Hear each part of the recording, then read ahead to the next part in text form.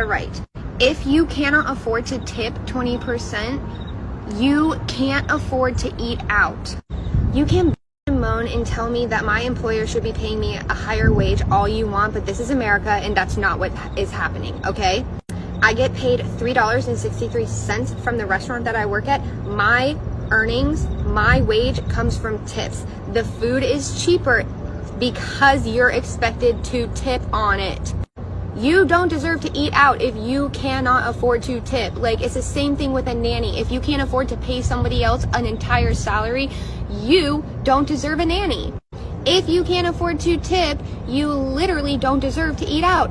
Order to go or go to McDonald's. I can't be the only American who thinks that the restaurant pay structure has always been kind of weird because it's always been this way. Restaurants have always been allowed to pay their staff 50% of the minimum wage, and then they expect the customer to make up 50% of that by tipping people. I've always thought that's screwed up. And what's really interesting is as the cost of everything has gone up, people are less likely to tip because they're trying to save money, even though they're trying to enjoy the little luxuries like eating out from time to time. And because of the way things have always been, people like servers are understandably upset that they're not making as much tips, but they're actually blaming the customer instead of blaming the system that allows their employer to pay them 50% of the minimum wage that everybody else gets to make if they work a retail job or any other job that pays normal minimum wage. It's never made any sense to me. Personally, I think it would be extremely impactful if all of a sudden restaurant workers just decided that enough was enough and they